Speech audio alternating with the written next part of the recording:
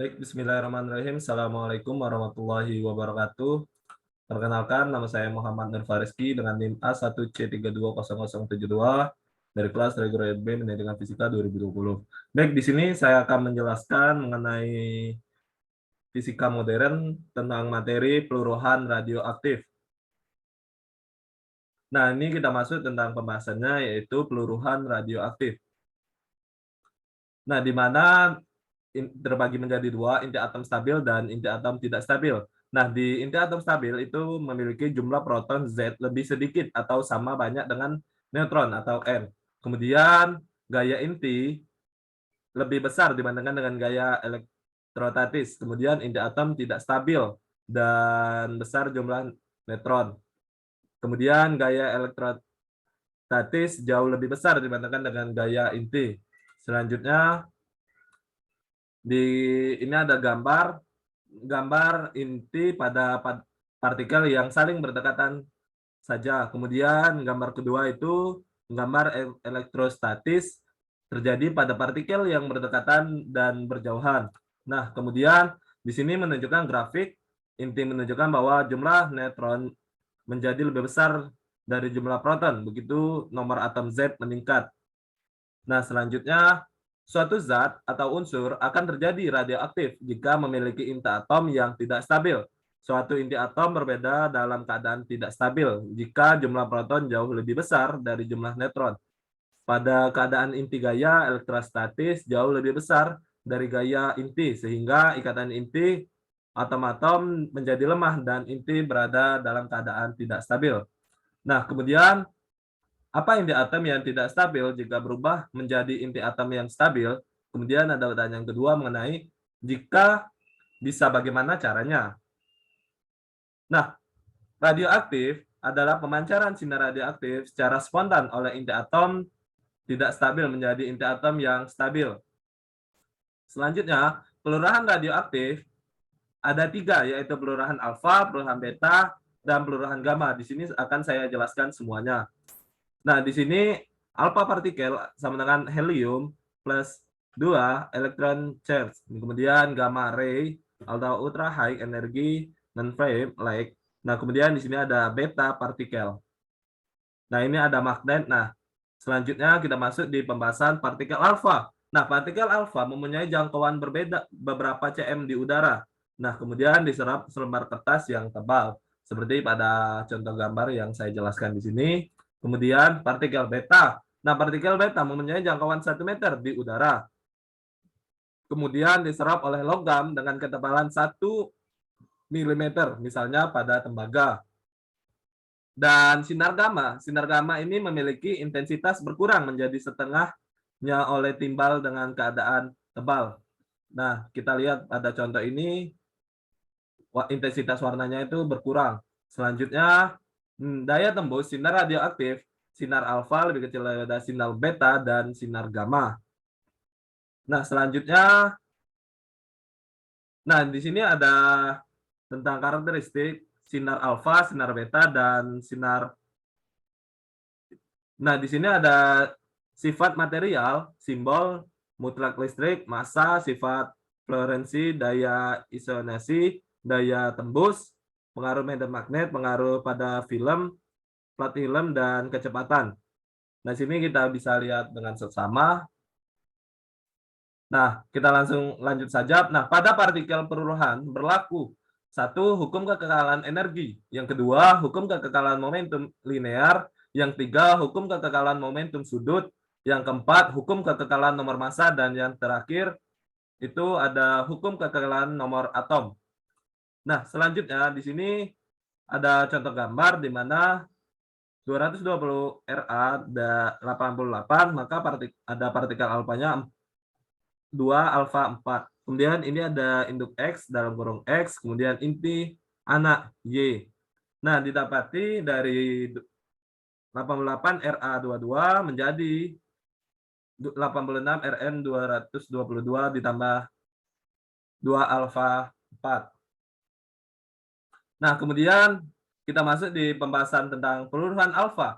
Ketika sebuah inti memecahkan sinar alfa, inti tersebut kehilangan 4 nukleon, 2 dua di antaranya adalah proton. Nah, kita bisa lihat pada penjelasan ini didapati penjelasan mengenai pelurahan alfa.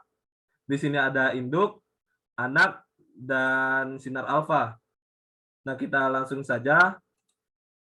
Nah, di sini X menjadi Y ditambah alfa, di mana delta M sama dengan delta inti IX dikurang M IM Y ditambah M INT Y. Nah, di sini ada delta M-nya lagi sama dengan M atom X dikurang Z MEX.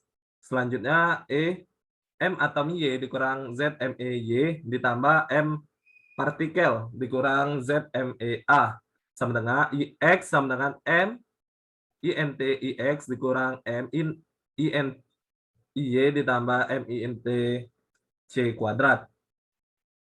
Nah, selanjutnya di sini ada contoh soal yang tadi, didapati Q sama dengan M atom X dikurang M atom Y dikurang M partikel alfa sama dengan 931,5 MeV. Nah, selanjutnya energi yang dibebaskan menjadi energi kinetik alfa dan energi kinetik anak. Nah, didapati persamaannya yaitu EKA sama dengan Q. Dalam kurung A dikurang 4 dikurang A. Nah, selanjutnya ini ada contohnya mengenai persamaan yang tadi. Nah, kita masuk di pelurahan beta. Nah, di pelurahan beta ini ada dua pembahasan mengenai pelurahan beta min dan pelurahan beta plus. Di mana di sini terdapat di beta min itu neutronnya negatif dan neutronnya positif.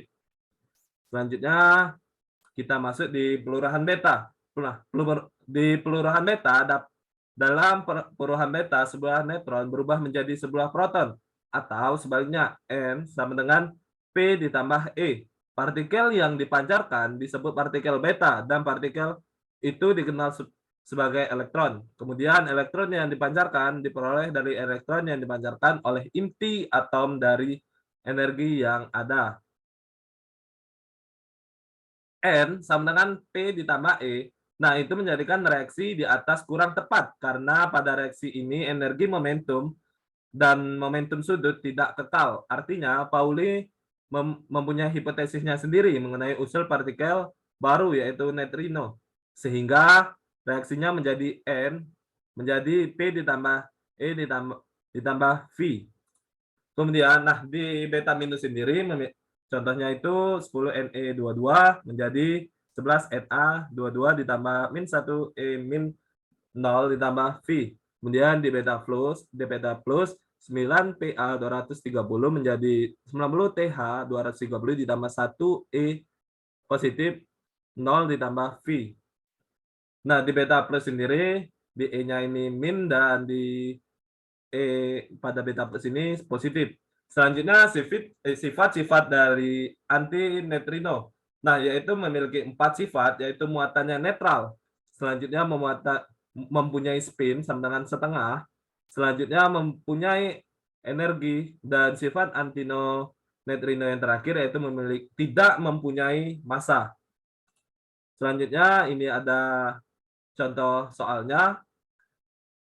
Dan didapati Q sama dengan MZXA dikurang MZYA sama dengan 931,5 MeV. Nah, selanjutnya carilah persamaan yang terjadi pada saat pelurahan beta plus 91 Pa 230 menjadi 90 Th 230 ditambah 1 E plus 0 ditambah V. Kemudian tentukan energi kinetik beta yang terjadi dengan asumsi energi kinetik neutron dan minimum.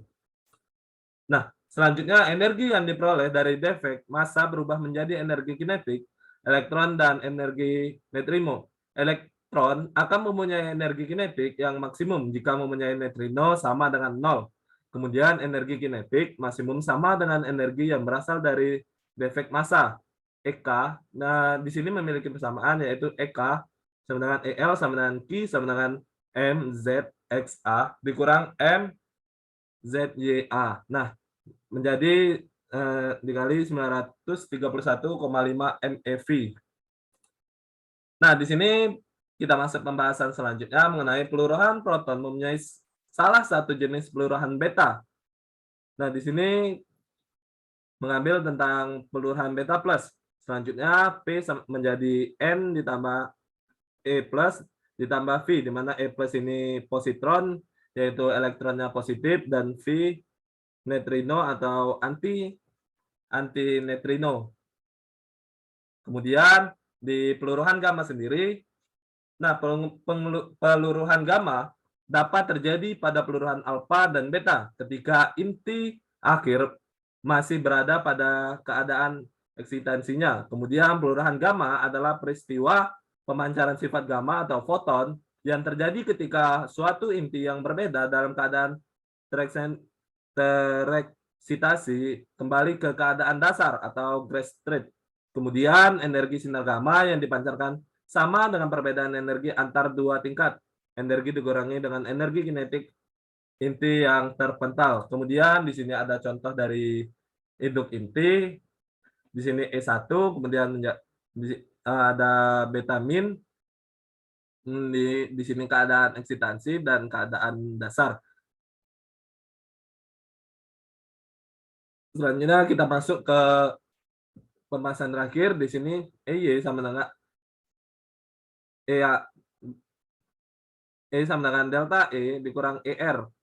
Nah, delta E sendiri sama dengan EI dikurang E0, ER sama dengan 1/2 delta E kuadrat per MC kuadrat. Diketahui bahwasanya EI itu energi keadaan eksitansi, kemudian E0 energi keadaan dasar, M massa inti mula-mula, ER energi pentalan inti setelah peluruhan, C kecepatan cahaya, dan delta E beda energi keadaan eksitansi dengan keadaan dasar.